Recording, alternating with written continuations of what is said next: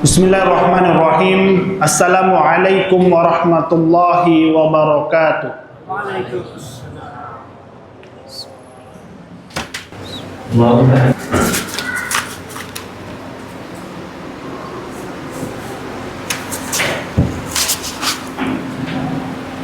Innal hamdalillah nahmaduhu wa nasta'inuhu wa nastaghfiruh wa na'udzu billahi min syururi anfusina wa min sayyiati a'malina.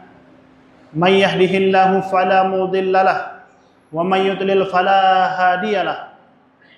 Ashhadu an la ilaha illallah wahdahu la syarikalah wa ashhadu anna Muhammadar Rasulullah. Allahumma shalli ala sayyidina Muhammad wa ala ali sayyidina Muhammad. Qala Allah Ta'ala fil Qur'anil Karim wa huwa asdaqul qailin. A'udzu billahi minasy syaithanir rajim. Bismillahirrahmanirrahim. Ya ayyuhan nasu taqu rabbakumul ladzi khalaqakum min nafsin wahidah wa khalaqa minha zawjaha wa batha minhuma rijalan katsiran wa nisaa wattaqullaha alladzi tasaaluna bihi wal arham innallaha kana 'alaikum raqiba. Ibadallah, usikum wa iyaya bitaqwallahi wa ta'atihi la'allakum turhamun. Sidang jamaah Jumat yang Allah Subhanahu wa taala berkati dan rahmati.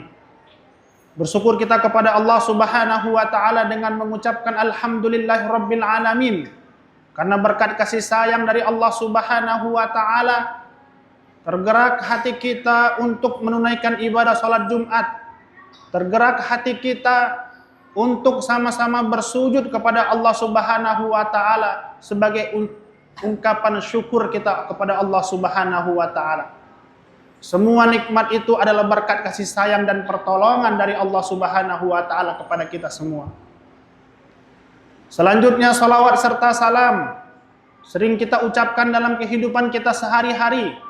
Bahkan kita akhiri ibadah salat kita sebelum kita mengucapkan assalamualaikum warahmatullahi. Assalamualaikum warahmatullahi. Terlebih dahulu kita bersalawat kepada baginda Muhammad sallallahu alaihi wasallam.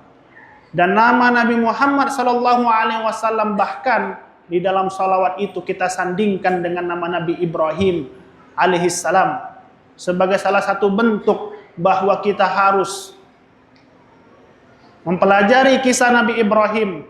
Kita harus mentadabburi kisah-kisah yang ada di dalam Al-Qur'an.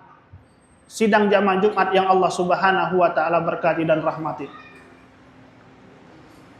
Bulan ini masih kita rasakan suasana bulan di mana jamaah haji berbondong-bondong pulang ke tanah air. Dan 2 pekan yang lalu pula kita sama-sama merayakan salah satu momentum yang sangat luar biasa, yaitu Idul Adha, yang merupakan salah satu hari raya. Bagi orang-orang yang berakal, dia akan mempelajari kisah Nabi Ibrahim lebih mendalam. Karena kisah Nabi Ibrahim sangat menginspirasi kita dan kita bisa terapkan dalam kehidupan sehari-hari. Sidang jamaah Jumat yang Allah Subhanahu wa taala berkati dan rahmati. Melalui momentum yang sangat singkat ini, khatib berwasiat kepada diri khatib pribadi khususnya, demikian kepada para jamaah pada umumnya, untuk selalu meningkatkan kadar keimanan kita kepada Allah Subhanahu wa taala. Karena sebaik-baiknya bekal kita hidup di dunia, terlebih lagi nanti di akhirat, adalah ketakwaan dan amal soleh yang kita bawa nantinya di akhirat. Sidang jamaah Jumat yang Allah Subhanahu wa taala berkati dan rahmati. Ketika kita membaca Al-Qur'an, maka di dalam Al-Qur'an lebih dari 50% bercerita tentang kisah, berisi tentang ayat-ayat yang mengisahkan, yang menceritakan tentang kejadian para nabi dan mengisahkan tentang kejadian orang-orang soleh yang tentu saja menjadikan kita seharusnya sebagai seorang muslim untuk mempelajari, untuk mengambil iktibar dari kisah yang terjadi. Maka pada kesempatan kali ini khatib akan menyampaikan salah satu kisah yang terjadi pada Nabi Ibrahim alaihissalam. sidang jamaah Jumat yang Allah Subhanahu wa taala berkati dan rahmati. Nabi Ibrahim merupakan nabi yang sangat luar biasa. Salah satu yang menjadi alasan kenapa kita mengatakan Nabi Ibrahim adalah nabi yang sangat luar biasa, syariat Nabi Ibrahim bahkan diterapkan sampai kepada Nabi Muhammad sallallahu alaihi wasallam. Apa itu? Salah satunya adalah haji. Selain itu, salah satunya adalah sa'i. Kemudian selain itu, salah satunya adalah tawaf, yang merupakan ketika kita melaksanakan haji dan umrah, hal itu pula yang kita lakukan. Salah satu kisah yang dapat kita ambil adalah banyak pelajaran yang Allah Subhanahu wa taala berikan dan banyak ujian yang Allah Subhanahu wa taala limpahkan kepada Nabi Ibrahim alaihissalam. Kalau seandainya hari ini kita merasa diri kita besar karena faktor jabatan, atau kan hari ini kita merasa besar karena faktor kendaraan, atau karena ilmu, atau karena harta, maka katakanlah Allahu Akbar. Hanya Allah yang jauh lebih besar dibandingkan dengan apa yang kita miliki. Nabi Ibrahim diuji oleh Allah Subhanahu wa taala. Ketika Nabi Ibrahim diuji oleh Allah Subhanahu wa taala, Nabi Ibrahim mampu melewati ujian tersebut. Ujian pertama yang dialami oleh Nabi Ibrahim adalah ujian keluarga.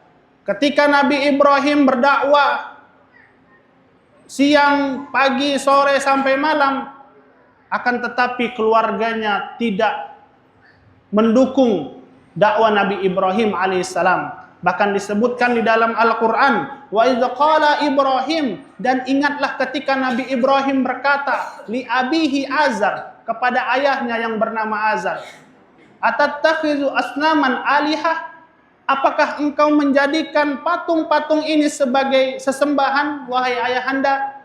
Mendengar perkataan itu, akhirnya Azar yang merupakan bapak dari Nabi Ibrahim berkata kasar, Aragibun anta an alihatina ya Ibrahim, bencikah engkau kepada Tuhan-Tuhan kami wahai Ibrahim? Kemudian Nabi Azar mengatakan, la illam tantahi, kalau seandainya engkau tidak berhenti mendakwai kami, kalau seandainya engkau tidak berhenti dengan dakwah tauhid tersebut, la arjumannaka, maka akan aku rajam engkau wahai Ibrahim, wahjurni maliya, dan tinggalkan kami dalam waktu yang lama. Pergi engkau dari kampung kami. Demikianlah yang dikatakan oleh Azar kepada Nabi Ibrahim alaihissalam. Mendengar perkataan itu, apakah Nabi Ibrahim benci kepada ayahnya? Tentu saja tidak. Di dalam Al-Quran pun dilukiskan bagaimana direspon oleh Nabi Ibrahim dengan respon yang sangat baik dan sangat bijak.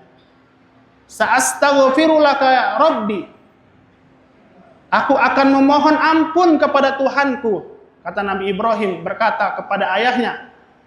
Kenapa Nabi Ibrahim mengatakan seperti itu? Karena Nabi Ibrahim sangat sayang kepada ayahnya. Ujian pertama yang dialami oleh Nabi Ibrahim adalah ujian melewati keluarga.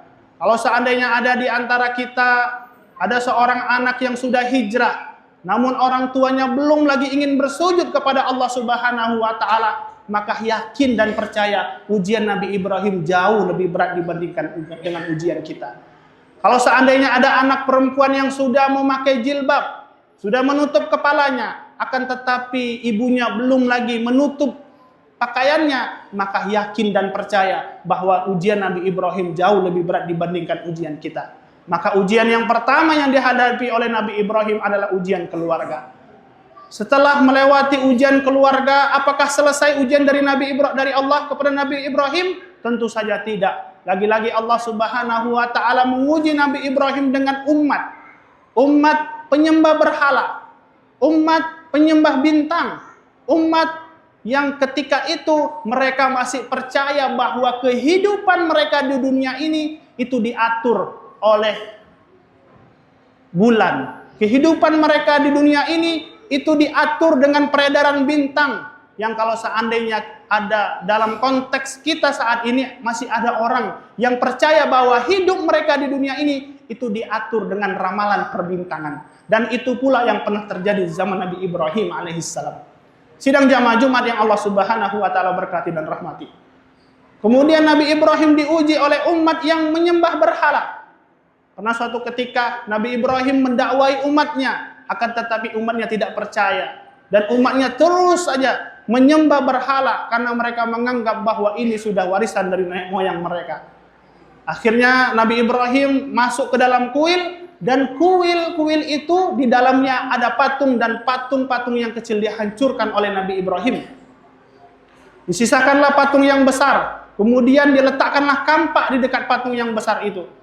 Ketika seorang melihat dan masuk ke dalam kuil itu bahwa patung-patung yang mereka sembah selama ini sudah dihancurkan, dan hal itu pula dijelaskan di dalam Al-Quran. Mereka mengatakan, siapa yang melakukan hal ini? Kemudian salah satu mereka mengatakan, Ra'aitu fatan, saya pernah melihat ada seorang pemuda yang masuk ke dalam kuil kita, kemudian dia menghancurkan patung-patung ini. Bahkan mereka ada yang mengatakan bahwa ini tidak lain adalah pekerjaan Nabi Ibrahim alaihissalam. Akhirnya Nabi Ibrahim dipanggil. Kemudian karena mereka sangat marah kepada Nabi Ibrahim sampai-sampai mereka membakar Nabi Ibrahim alaihissalam. Ujian pertama menghadapi keluarga, ujian kedua yaitu menghadapi umat yang tidak percaya kepada Allah Subhanahu wa taala. Kemudian ujian yang ketiga pada kesempatan kali ini yang ingin saya sampaikan adalah ujian keturunan. Nabi Ibrahim berdoa kepada Allah Subhanahu wa taala, Rabbi habli minas solihin, Rabbi habli minas solihin. Ya Allah, anugerahkan kami keturunan yang baik ya Allah. Anugerahkan kami keturunan yang soleh ya Allah. Siang malam Nabi Ibrahim memohon kepada Allah Subhanahu wa taala. Bertahun-tahun, akan tetapi Allah Subhanahu wa taala belum juga mengabulkan doa Nabi Ibrahim alaihissalam. Dalam kitab tafsir Ibnu Katsir dikatakan sekitar 80 tahun lebih Nabi Ibrahim memohon kepada Allah Subhanahu wa taala, namun pada akhirnya baru diijabah oleh Allah Subhanahu wa taala. Ujian pertama yang dihadapi oleh Nabi Ibrahim adalah ujian keluarga. Ujian kedua yang dihadapi oleh Nabi Ibrahim adalah ujian umat, dan ujian ketiga yang dihadapi oleh Nabi Ibrahim adalah ujian keturunan. Akan tetapi ketika keturunan diberikan oleh Allah Subhanahu wa taala, lagi-lagi Allah Subhanahu wa taala ingin mengambil kembali Ismail, dan Allah Subhanahu wa taala memerintahkan Nabi Ibrahim untuk menyembelih Nabi Ismail alaihissalam. Sidang jamaah Jumat yang Allah Subhanahu wa taala rahmati. Kisah ini menginspirasi kita bahwa pelajaran yang dapat kita ambil dari kisah Nabi Ibrahim ini adalah bahwa hidup adalah ujian. Jangan kita berpikir kalau kita sudah sholat, kemudian kita sudah taubat, kita sudah hijrah, lalu hidup kita senang, hidup kita tenang, tidak ada ujian. Betapa banyak orang yang sudah hijrah, sudah mengaji, sudah berhenti minum minuman khamar, akan tetapi ketika ujian itu datang kepada diri mereka, mereka komplain, mereka mengatakan kepada Allah, Allah tidak adil. Kenapa saya sudah baik tetapi ujian masih terus datang kepada saya? Nabi Ibrahim adalah orang yang baik. Nabi Ibrahim dipilih oleh Allah Subhanahu wa taala di antara para nabi-nabi, ulul azmi, seorang nabi yang paling baik di antara nabi-nabi yang lain, di antara 5 nabi yang lainnya, di antara ribuan nabi yang lainnya. Yang menjadi catatan kita adalah, yang perlu kita garis bawahi adalah Islam itu merubah cara pandang kita. Kita mungkin tetap sakit, akan tetapi kita tidak menganggap sakit itu sebagai laknat dalam kehidupan kita. Boleh jadi sakit itu sebagai cara Allah menghapus dosa-dosa kita yang kita laksanakan di dunia ini. Kita mungkin tetap kesulitan ekonomi, akan tetapi kita tidak menganggap bahwa kemiskinan itu sebagai laknat. Boleh jadi menurut ilmu Allah Subhanahu wa taala, tidak kaya lebih baik daripada kaya melupakan Allah Subhanahu wa taala. Tetapi kita tetap harus berusaha. Kita tetap harus berikhtiar mencari rezeki untuk memiliki harta, untuk haji, untuk umrah, untuk membangun rumah, untuk membiayai sekolah anak dan istri. Semuanya itu membutuhkan biaya, dan kita harus memaksimalkan peran kita sebagai seorang kepala keluarga, sebagai seorang anak, sebagai seorang yang diandalkan di dalam kehidupan sehari-hari. Dan semuanya itu harus kita maksimalkan peran kita. Tetapi ketika kita sudah maksimal, harta juga belum datang kepada kita juga belum kaya, maka kita berhusnuzon, berprasangka baik kepada Allah Subhanahu wa taala. Mungkin ini salah satu cara Allah Subhanahu wa taala menyelamatkan kita agar kita terus beriman kepada Allah Subhanahu wa taala, dan salah satu cara Allah menyelamatkan kita supaya kita menjadi orang-orang yang soleh. Kalau seandainya tidak di dunia, mungkin Allah Subhanahu wa taala akan memberikan balasan pahala yang berlipat-lipat di surganya nanti. Aqulu qauli hadza astaghfirullah wa lakum innahu huwal ghafurur rahim. Allahumma salli wa sallim wa zid wa an'im wa tafaddal wa barik bi jalalika wa kamalika ala zaidil ibadi wasrufil ibadi wa sallim radiyallahu tabaraka wa ta'ala kulli sahabati rasulillahi ajma'in.